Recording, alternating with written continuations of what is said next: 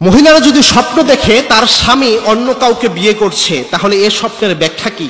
আমাকে এক বোন কয়েকদিন আগে ফোন দিয়ে মিনিমাম 24 থেকে 25 বার ফোন দিয়েছে। ফোন দিয়ে বলছে যে হুজুর, আমার একটা স্বপ্নের ব্যাখ্যা অবশ্যই জানতে হবে, যে আমি স্বপ্নে দেখেছি যে আমার স্বামী স্বপ্নে অন্য আরেক মহিলাকে বিয়ে করছে, এর ব্যাখ্যা কি? এটা আপনাকে একটু প্রমাণ করতে হবে। মনে রাখবেন, স্বপ্নের কিন্তু একটা ভ্যালু রয়েছে। Dream is not a silly matter in Islam. ইসলামের স্বপ্ন কোনো খেলতামাশার বিষয় নয়, একটা মারাত্মক গুরুত্ব রয়েছে স্বপ্নের। এবং কি স্বপ্ন 3 প্রকারের হয়ে থাকে। আপনারা যদি স্বপ্নের কনসেপ্ট ক্লিয়ার না হন তাহলে ব্যাখ্যাগুলো বুঝবেন না। স্বপ্ন 3 রকমের হয়ে রয়েছে। এক প্রকার স্বপ্ন হচ্ছে আর রুইয়া সলিহা, যেটা সত্য স্বপ্ন, যেটা রহমানিও বলা হয়, আর রুইয়া রহমানি। আর একটা হচ্ছে আর রুইয়া শয়তানি, অর্থাৎ শয়তান প্রদত্ত যে স্বপ্ন দেখানো হয় এই স্বপ্ন। আরেকটা হচ্ছে সারাদিন আপনি যে চিন্তা চেতনা, যে চিন্তা ভাবনা করে, এটার আলোকে আপনি একটা স্বপ্ন দেখলেন, এটাও একটা স্বপ্ন। সুতরাং এই 3 প্রকারের স্বপ্ন হয়ে থাকে। যেটা সত্য স্বপ্ন, এটা আল্লাহ রাব্বুল আলামিন নিজে দেখিয়ে থাকেন। আর যেটা শয়তানের প্রদত্ত স্বপ্ন, এটা শয়তান নিজে দেখিয়ে থাকে আপনাকে। সুতরাং স্বপ্ন এই 3 প্রকার। আর স্বপ্নের ভ্যালু হচ্ছে, আল্লাহর হাবিব সাল্লাল্লাহু আলাইহি ওয়াসাল্লাম জানিয়েছেন, স্বপ্ন হচ্ছে নবুয়তের 46 ভাগের 1 ভাগ। নবুয়তের ওহী যেমন অনেক বেশি নিশ্চিত এবং অবশ্যই হয়ে থাকে, তেমনি সত্য স্বপ্ন নবুয়তের 46 ভাগের 1 ভাগের সমপরিমাণ। এবং কি আল্লাহর হাবিব সাল্লাল্লাহু আলাইহি ওয়াসাল্লাম জানিয়েছেন, লাম ইয়াবকা মিনান নবুওয়াতি ইল্লাল মুবাশশিরাত, আমার উম্মতের জন্য নবুয়তের কোনো কিছু অবশিষ্ট নাই মুবাশশিরাত ছাড়া।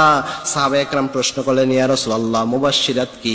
আল্লাহর হাবিব সাল্লাল্লাহু আলাইহি ওয়াসাল্লাম জানালেন, আর রুইয়া সলিহা, সত্য স্বপ্ন, এটাই হচ্ছে মুবাশশিরাত। এটাই আল্লাহ রাব্বুল আলামিন দিক নির্দেশনা দিয়ে থাকেন সত্য স্বপ্নের মাধ্যমে। সুতরাং সত্য স্বপ্নের একটা ভ্যালু রয়েছে।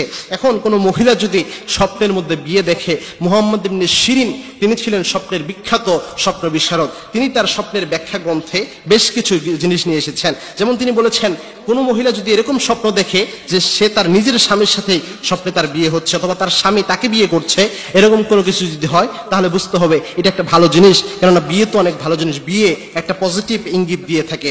তবে কোনো মহিলা যদি দেখে যে স্বপ্নে তার স্বামী অন্য কোনো মহিলাকে বিয়ে করছে, তো এই ক্ষেত্রে অনেকটা খারাপ কিছু হওয়ার সম্ভাবনা থাকে, অনেকেই বলেছেন, তবে এটা নিশ্চিত নয়। তো এই ক্ষেত্রে, এই মহিলার ক্ষেত্রে যেটা হতে পারে যে সে প্রায় সময়ই একটা অনিশ্চয়তায় ভুগে যে তার স্বামী আরেক জায়গায় বিয়ে করে কিনা। কারণ পরবর্তীতে তার হাজবেন্ডের সাথে আমার কথা হলো, সে বলল যে হুজুর, দেখেন অবস্থা, সব সময় এরকম সন্দেহ করে যে আমি আরেক জায়গায় বিয়ে করে ফেলি কিনা, এবং কি সন্দেহ করে সে স্বপ্নে দেখছে, এটা নিয়ে পর্যন্ত আমাকে কোনোভাবে শান্তি দিচ্ছে না। নিশ্চয়ই তুমি এমন কিছু করছো, নয়তো আমি এটা স্বপ্ন দেখতাম না। তার কারণ হচ্ছে সে সারাদিন এটার মধ্যে একটা জল্পনা কল্পনা চিন্তা ভাবনা রয়েছে। তাই আমাদের উচিত হচ্ছে যে কোনো স্বপ্ন দেখলে আল্লাহর কাছে এটা চাওয়া, আল্লাহ এই স্বপ্নের ভালো দিক আমাকে দান করেন এবং এই স্বপ্নের খারাপ দিক থেকে আমাকে পানা দেন।